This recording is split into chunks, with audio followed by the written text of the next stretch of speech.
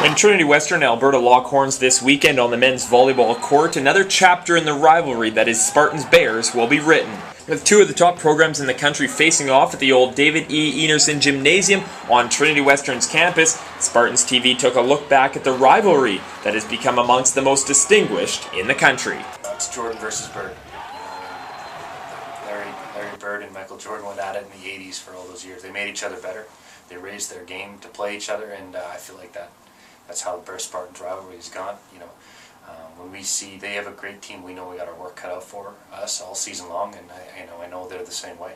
If we can catch them in the preseason, like this year we beat them twice, and I know that they're looking at our name every day in training, preparing to beat us in the playoffs. And I think you make each other better, and that's great for this game. It's great for rivalries, and I just love the fact that we're gonna have to battle with them to open up the semester. Yeah, well, they're always intense matches. They've been a good team for every year I've been at Trinity, and I think every year before that. So they've always been good, and it's always been real tough matches against them. It's been long-standing. They're a great team, great program.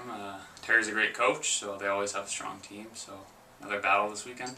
It was great. I mean, when we first started off, it was pretty difficult because we were always getting it handed to us. They had a very, very strong team.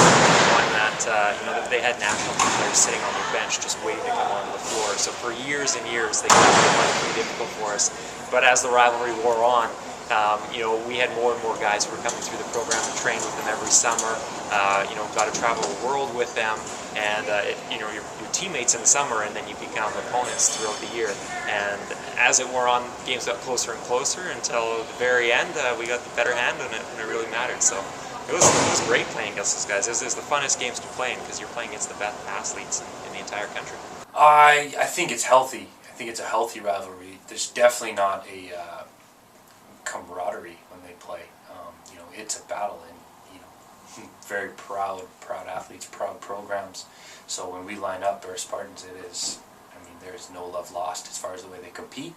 But I think again, these guys all play provincial team together. We recruit so many Alberta kids, and they all play national team together. So they got 3 kids who play junior teams with our 4 kids. So they're all just good buddies. And so away from the court, they probably talk and all the time and texting and Facebooking and stuff. So there's pretty good relationships there.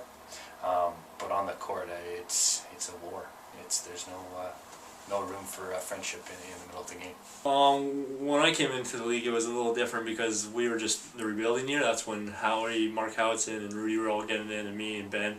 So we were like the young guys, and they were like already progressed to this like super team. So when we came in, we were just like, oh crap, Alberta, like we've watched them when we were younger, we know what they're like now. They like Joel Schmoulin and Brock Payar, so they were just like, they were crazy to play against. So they beat us up pretty good our first 2 years, and then that's when we started getting a little older, and then they started rebuilding. So now it's kind of been a switch. Well, it always used to be little brother. I felt like at least when I was playing, and when till we started beating those guys, and then once now I feel like all these guys play national team together, and now it's maybe twins. They're fighting over the same piece of the pie instead of little brother taking scraps. I feel like by no means do I feel like we're the bigger brother at all, but I feel like we've leveled the playing field now, and we got more national team kids in our roster than they do this year for the first time I think ever, and but they still have their share. So it's just 2 very, very talented rosters. Well, I think it's definitely mutual respect. There's lots of history, obviously. Played them in the finals twice back in my brother's era, and definitely mutual respect. We know they're going to be good. They know we're going to be good, so it's going to be fun. There's been some epic battles. Then in 2005, we lost them in the final. 2006, we won our first championship against them. Many Canada West finals. I think maybe 3 or 4 years in a row, we played each other in the Canada West final. And then leading up to last year's quarterfinal was an epic. And the year before, we played them in the Canada West final again. The year we lost in the CIS final. So big match after big match throughout the 2 programs' histories against each other, and it's gotten to the point where we measure our team's quality against the Bears now.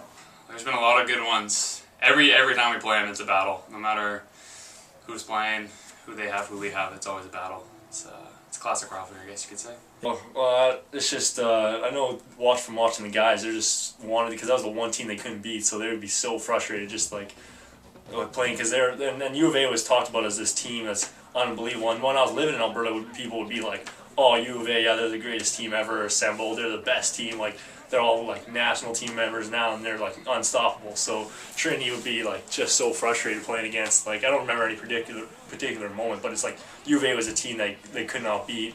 And then eventually, when they did beat them, that CIS final, that kind of opened up the gates for a rivalry that just kept going back and forth ever since, I think.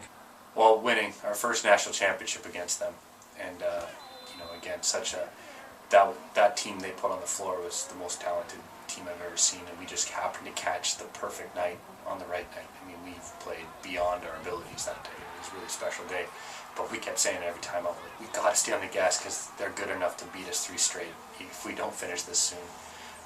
That was great. That was our first championship, and they were the kings of the hill, so it was really fun to take them. We played them 8 times that year, and had taken 2 sets up to that point, so they had owned us. We just had a really good day, and all that matters, it was the right day.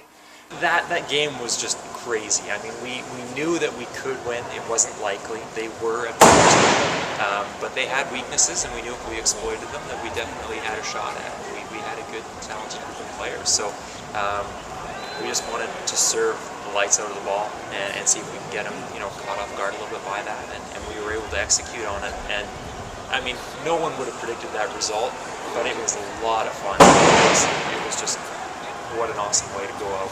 Yeah, around here we call it the run. Chris Meehan served 9 straight balls in the national final, and we won that set 25-8. But that run really sealed that national final for us. So that moment in this rivalry is always the one that sticks out. The run.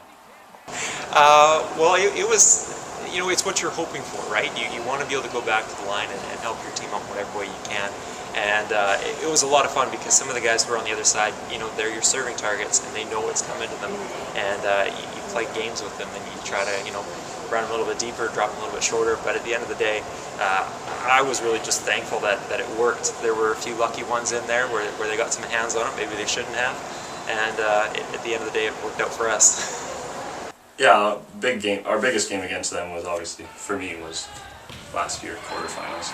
Just the 5th set, how we started off pretty quick, and then we kind of took control of that 5th set, and that was kind of the turning point of the whole match. So it's pretty exciting just to have that edge in the 5th set, and then win that quarterfinal. It was pretty rare matchup, Alberta Trinity in quarters, but got to battle sometimes.